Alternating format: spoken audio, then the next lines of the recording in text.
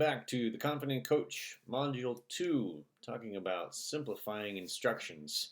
One of my favorite topics and one of the most useful tools I can give to any coach. We're going to cover the following. One, Tag Teach itself, communication methodology, what I consider the ultimate communication shortcut. We're going to get into what the acronym TAG actually stands for in a few minutes. Number two, creating a focus funnel. Talking about layering our instructions, three major layers that kind of give your player a slow introduction to the depth and precision of what we're going to end up with for final instruction. And then three, the power of precision, talking about using 5 words as kind of the ultimate challenge, the stipulation that you can set for yourself, kind of like we talked about limitation and constraints last week, driving players toward focused repetition of decisions in situations. Using the constraint of giving yourself only 5 words to use has a powerful impact on making you a more efficient and more effective communicator. And then number 4, why yes is all you need if you do all the preparation steps first. So let's get into it. We're going to go through Tag Teach first. TAG stands for Teaching with Acoustical Guidance. There's actually a whole organization out there called Tag Teach International. Tagteach.com is their website. I highly recommend. A lot of resources on there. They have a free fundamentals course that will give you a good overview of how to make this part of your normal method whenever you're communicating teaching instructions. And came originally through first animal training, what's known as clicker training, and then eventually through autism and special needs adaptive learning, and now being really used mainstream. What's been discovered, the science behind it, basal or lizard brain, and how that reacts to an acoustical or a noise guiding you, giving you feedback when you execute an action. So a lot of depth to this behind it. Again, I consider it the ultimate communication shortcut, really taking away everything that is normally popularized in coaching, the negative feedback. I have a concept I call the negative space, where most coaches will do the equivalent of drawing a picture. I like to use the egg as a simple visual. If you draw an egg using dots, you're going to draw the outline of an egg, maybe 100, 150 dots, tap, tap, tap, tap, tap, all around the egg to make it look like an egg shape. And what Tag Teach does, instead of you pointing out all the things the player's doing wrong and slowly filling in a oval of an egg, a negative space of what the skill should look like by telling them everything not to do, Tag Teach allows us to touch the pen to paper and draw an oval that looks like an egg in one smooth swoosh of the pen. And essentially we are wholly eliminating the part of talking about what not to do, what you did wrong, what you should not have done. We eliminate all that by being more precise with our instructions and having very specific feedback of just yes or try again when they do what you asked correctly. And making that really specific, really precise, and really consistent is absolutely an amazing communication shortcut. And hopefully I'm going to prove the effectiveness of that to you throughout the rest of our course and our time on the court together. Number 3 is simply less talk and more action. One of the big selling points for our program is that we use less court time instead of more. So where everybody else is out promoting the grind and doing more of the same, what I consider very ineffective action with some sweat and some good feelings behind it. What we do is the opposite. We're trying to boil everything down to getting results in the least amount of time possible. And we do that with 30-minute workouts, where just about everyone in the industry of one-on-one work is doing an hour or more workouts at a time. We do only 30 minutes at a time to bring the laser focus of what we're doing at a precision level of skill. And by using the tag teach method, we get a lot more done in that half hour than most training programs will do in an hour or even 2 hours of work. The focus funnel. This is comes directly from the tag teach methodology. This is a framework they use to educate their practitioners of the tag teach method. I've gone through the level 1 and now level 2 certification to really improve how well I can not only run the basic kind of formulaic script, but how well I can adapt even in the moment to find what is a really good tag point, what they call the final 5-word instruction we're going to get into here. But the first layer of the focus funnel is what they call the lesson. So this is kind of the broad overview. So where last week we talked about the play, practice, play method, trying to give context to the player about what the situation looks like before we approach the problem and eventually the skill as a solution. This is really what they're talking about is the lesson. So giving context to what we're talking about. So for instance, we might say, we're going to work on ball screens today. And when we're working on ball screens, their importance is X, Y, and Z, and we're going to use them for reasons A, B, C, right? And then the next part is the instructions. So now we get into a little bit deeper, more precise layer. And so if we're working on ball screens, we're going to talk about the screener should have a jump stop, have their feet set before the ball handler tries to attack. And then when the ball handler attacks, the screener should then roll open in a certain way toward the basket. And just setting up the basic function of like these two players are coming together. Player X does this, player Y does that, and that's what it looks like. And then the final piece is what we call the tag point. And this is where we are trying to state it in 5 words or less. And so we might have a specific tag point for each player. If we're doing the ball screen scenario again, we're going to say tag point for the screener is jump stop. We want them to hit both feet on the floor. And for the ball handler, we might say shoulder to shoulder. When the ball handler dribbles past their screener, we want them to touch shoulder to shoulder so there's no space for the defense to go through. So shoulder to shoulder would be a great tag point. And if we go through that, it might be 2-3 minutes total explanation, like this is what a ball screen is and why we're using it. This is what it looks like and the major function of the two players. And then we get down to the real brass tacks of the tag point. We want jump stop and we want shoulder to shoulder. And we might take those one at a time, let each player go through both roles, get used to it. Or we might have a different coach, looking at each role and say, Coach Bob is going at the screener. If you hear him say yes when you do a jump stop, then you did it correctly. And Coach Ken is going to watch for shoulder to shoulder for the ball handler. If you hear him say yes, that means you did shoulder to shoulder if you were handling the ball. And there's a lot of great ways to set this up.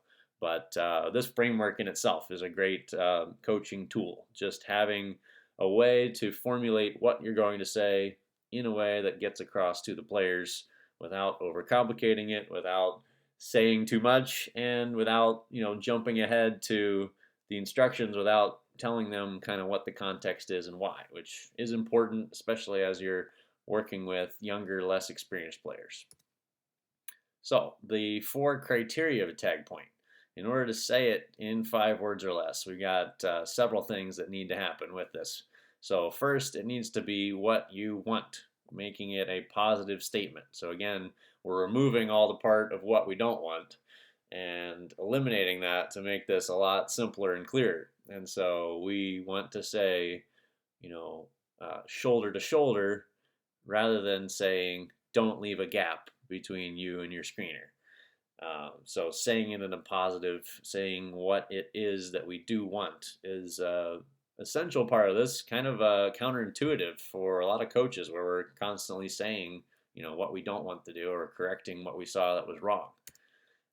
Number 2 is saying only one thing.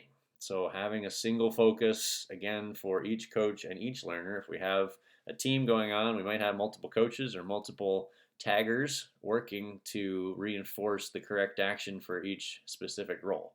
But the more we can get it down to a single thing, even for a group, the better, more effective that's going to be.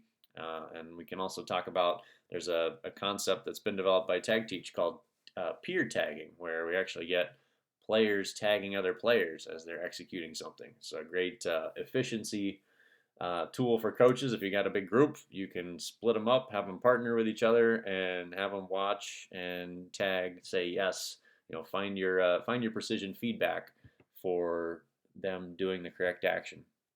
But in order to do that, it has to be a single thing. It can't be one and a half things, can't be two things, it can't be one thing and a little bit of something else, right? It requires a lot of focus for both the learner and the tagger or the coach that's watching for it.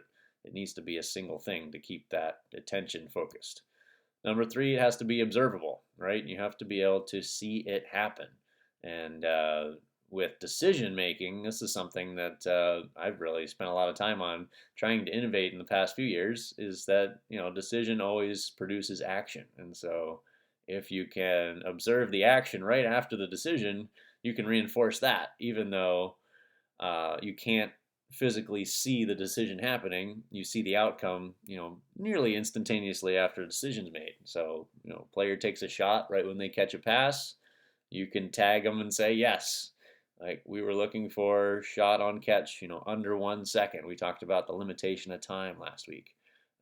That is taggable by them taking the shot quickly in under 1 second. That's an observable action, and we can tie that in our head. We tie that into, they made a quick decision to shoot.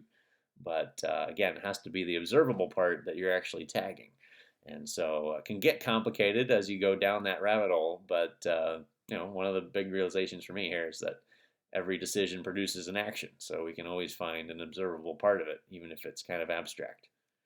Number four is stated in 5 words or less. So if you stack up these 4 criteria, now you're at an elite level of creating instructions. You're saying something positive that you do want to happen. You're saying only one thing. You're making it an observable thing, and you're saying it in only 5 words or less. And so there's a whole universe of tag points that I've developed for individual players and for groups and for teams, when we're working with multiple different layers of action. But a few of my favorites are elbow to eyebrow when shooting, finishing that follow through with their elbow all the way up by their eyebrow. A lot of coaches will say, cookie jar, but that's not observable. That's like an abstract concept analogy, and it's not very easy for the player to understand when they've done that correct. Like, there is actually no cookie jar here, coach. And so getting it down to, body part to body part is one of the best things I've found as a kind of framework for basketball coaching skills. Elbow to eyebrow, shoulders over toes when you're trying to get them to lean forward and bend their knees, starting the ball at chin when they're shooting a shot. All the different pieces you can pull together. But body part to body part has been a great framework for me to find a really precise position that the player can feel, and again, I can observe very accurately and tell them exactly when they did it correctly. So, simplifying instructions. If we've done all this, yes is all you need. So, if you have done the work here, if you've done the work to prepare, like you got the framework to tell them the lesson, the instructions, the tag point, you've kind of laid all that out. You've created the 3 layers. You've clarified the single focus down to 5 words or less. And if you've done all that, the player should have a really good understanding of what you're doing. And one way you can make sure they know what we're talking about, make sure they understand what we're asking, is to do what we call role reversal, which is when the coach becomes the player and the player becomes the coach. We're asking the player to say yes, or to tag, whatever method you're using. Have the player tag the coach while you demonstrate it. And if you do the skill correctly and they say yes, you do it incorrectly and they still say yes, you can kind of gather that they don't quite understand where the difference is. If you can do it correctly and do it incorrectly and they don't say anything, right?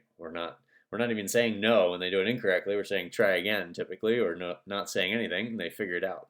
And so if they say yes when you do it correct and they don't say anything when you do it incorrect, then you know they've got it. Like they see the difference between, incorrect, correct contrast as you're demonstrating it. And then when you switch back to your normal role of you as coach and they as student or player, when they execute it and you say yes when they do it correctly, like that clicks with them at a very deep level. Like they absorb that both, visually, physically, auditorily, what we'd call kinesthetically, doing the physical action.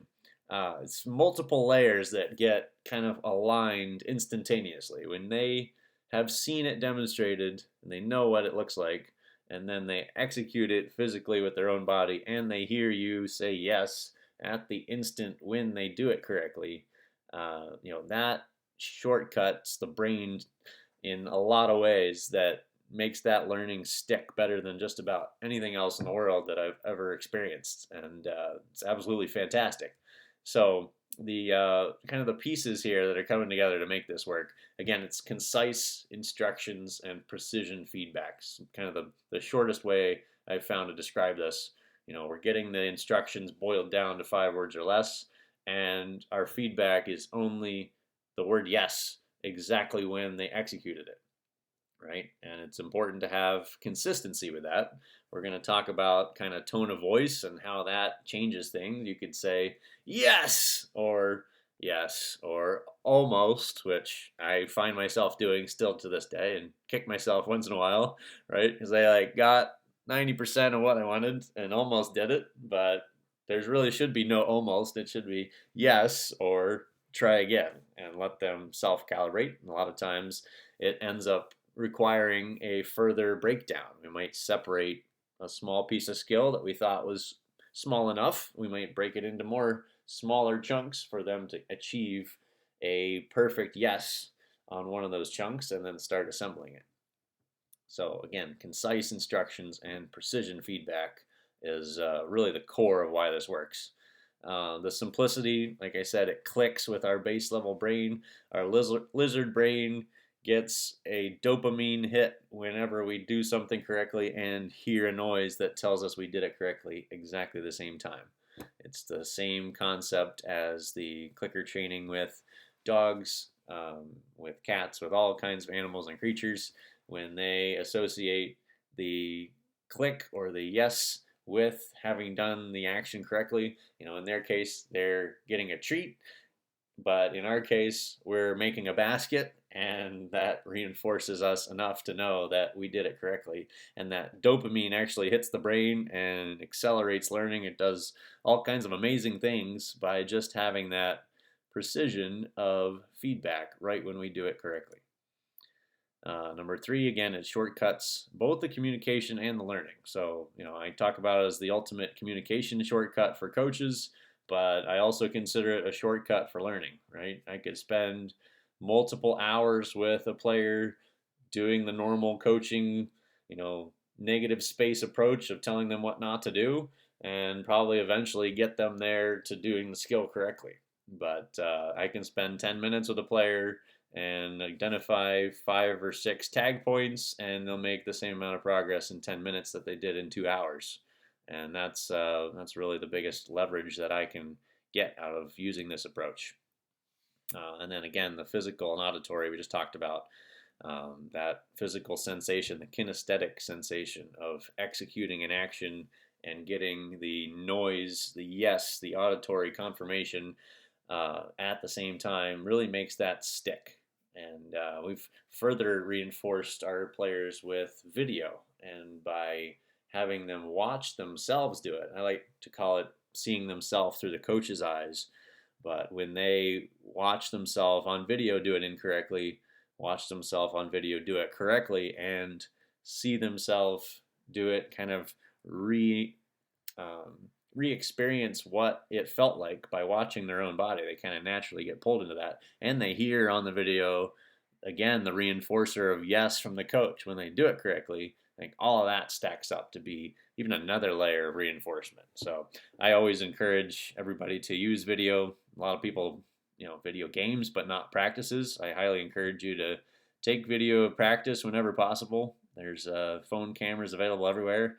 So record everything, and you can find some clips to send back to players. You can watch it back yourself. I think it's a great learning tool to have after the fact.